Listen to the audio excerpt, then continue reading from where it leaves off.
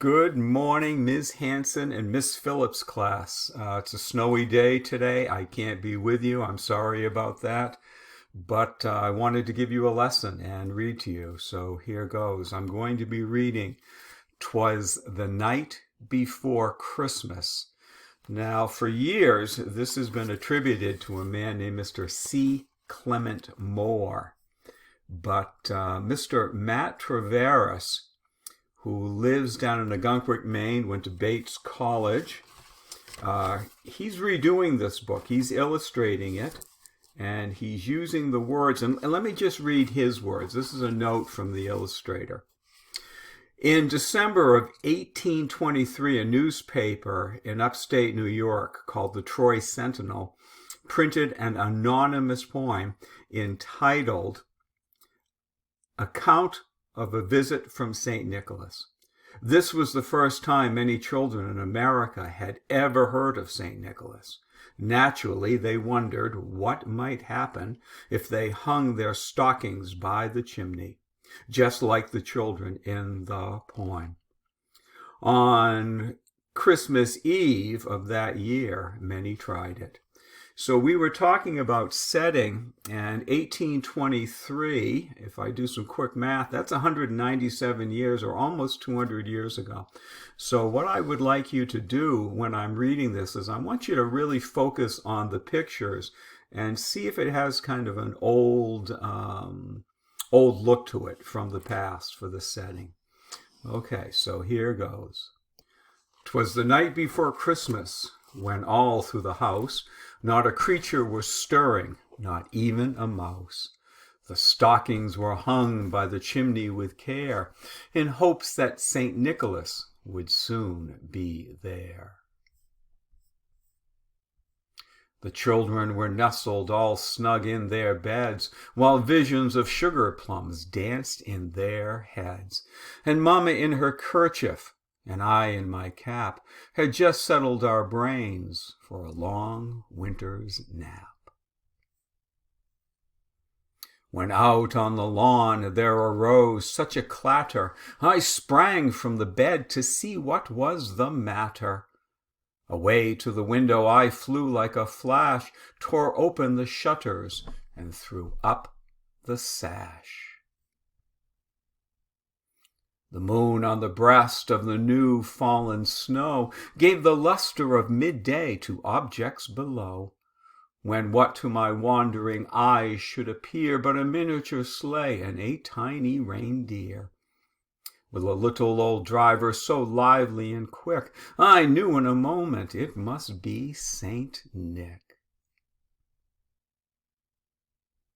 More rapid than eagles his coursers they came, and he whistled and shouted and called them by name. Now Dasher, now Dancer, now Prancer and Vixen, on Comet, on Cupid, on Daunter and Blixen, to the top of the porch, to the top of the wall.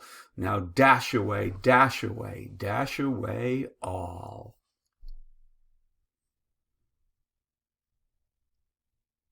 As dry leaves before the wild hurricane fly, when they meet with an obstacle mount to the sky, so up to the housetop the coursers they flew, with the sleigh full of toys and St. Nicholas too.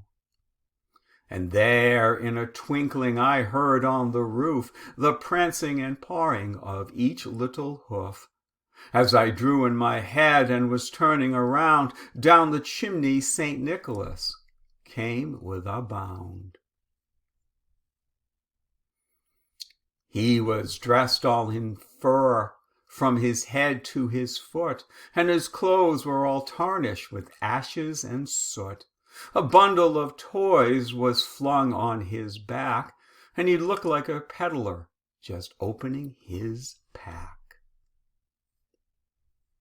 His eyes, how they twinkled, his dimples, how merry, his cheeks were like roses, his nose like a cherry. His droll little mouth was drawn up like a bow, and the beard of his chin was as white as the snow. The stump of a pipe he held tight in his teeth, and the smoke it encircled his head like a wreath. He had a broad face and a little round belly that shook when he laughed like a bowl full of jelly. He was chubby and plump, a right jolly old elf, and I laughed when I saw him in spite of myself. A wink of his eye and a twist of his head soon gave me to know I had nothing to dread. He spoke not a word, but went straight to his work, and he filled all the stockings, then turned with a jerk, and laying his finger aside of his nose, and giving a nod up the chimney, he rose. He sprang to his sleigh, to his team gave a whistle, and away they all flew like the down of a thistle. But I heard him exclaim ere he drove out of sight, "Happy Christmas to all, and to all a good night." Now that was Matt Travaris's version of "'Twas the Night Before Christmas." I'm going to stop, and I'll be right back in a few seconds. All right, I'm back with another book by Mr. Matt Travaris. He did not write it. It was written by a woman named Kristen Gladstrup, but Matt Travaris does the illustrations, the same person who did his version of "'Twas the Night Before Christmas." Now, this story, I want you to take a look at the setting once again. I think you can tell from this picture, the first picture of the book, that we now have electric lights. It looks like a modern kitchen. You can see a mother and a son, and you can see aluminum foil, everything that would tell you that this is present day for the setting. So let me get right to it and read Kristen Gladstrup's The Gingerbread Pirates, illustrated by Mr. Matt Travaris. It was Christmas Eve, and Jim and his mother were making gingerbread men. "Let's make a gingerbread pirate crew," said Jim, and so they did. The captain had a gingerbread cutlass and a peg leg made from a toothpick. Jim loved him best of all. "You'd better leave some pirates out for Santa Claus to eat," said his mother. "Not Captain Cookie," said Jim.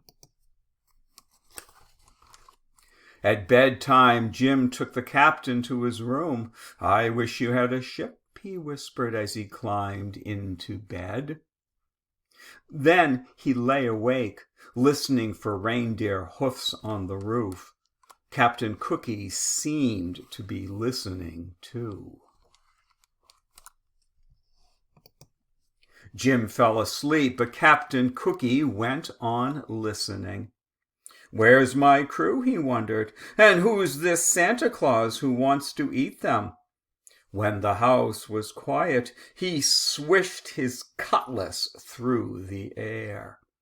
He tested his peg leg. Tap, step, tap, step, tap, step. He climbed down into darkness. Then he ran.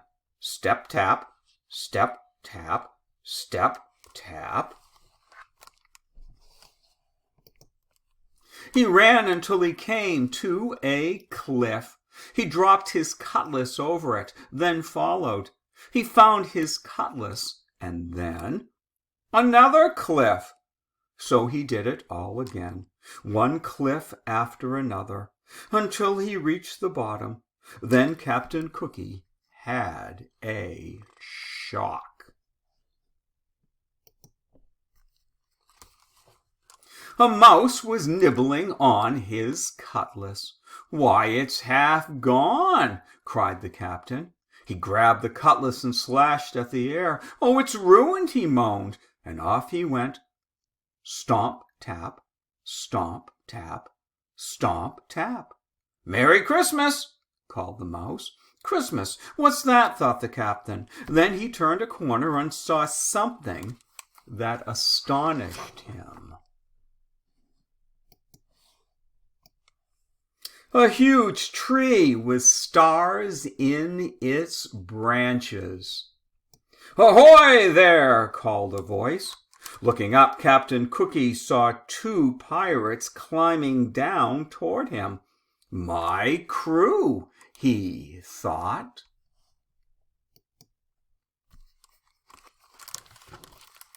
The two men, Wavy and Dots by name, dropped to the ground. They jumped right up, but the captain saw that Dots had broken his hand. No cutlass. And now a wounded man, he thought.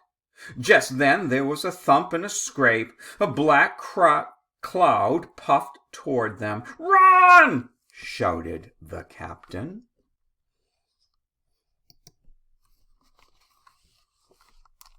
They ran until they had to stop for breath. "Who is that?" asked Dots. "Must be that cannibal Santa Claus," said Captain Cookie. "We've got to get out of here before he eats us. Where's the rest of the crew?" "Up on that cliff, I think," said Wavy. "Start climbing, men," said the captain.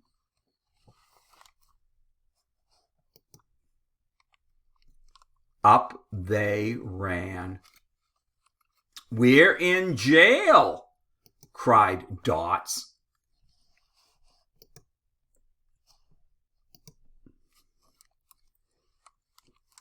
When they reached the top, "Save us!" cried the pirates. Wavy and Dots kicked at the prison walls. They tried in vain to move the roof. "What about a rope and pulley from the ship?" said Wavy. "What about the ship's cannon?" said Dots. "There is no ship," said the captain. Then he noticed a strange look on Wavy's face, and he whirled around. What he saw made him wish for his cutlass. A gigantic man was leaning over them. "Young Jim always leaves cookies for me," he said, "but the plate was empty, so I came in here." "Look out, boys!" ordered the captain. The big man lifted the prison roof and peered in. "Don't you eat my crew!" shouted the captain, raising his fists.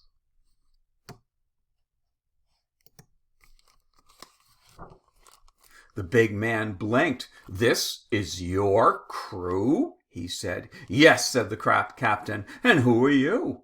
"I'm Santa Claus, and I swear by my sleigh I won't eat your men." "Sleigh? What's that, some kind of ship?" "That's right. Swears by his ship. Can't be all bad," thought the captain. Still, he was suspicious. "What are you doing here?" he asked. "Why, it's Christmas." "Christmas," said Captain Cookie. "I wish somebody would tell me what that is." Santa Claus laughed. "Follow me," he said. "I'll show you a bit of Christmas."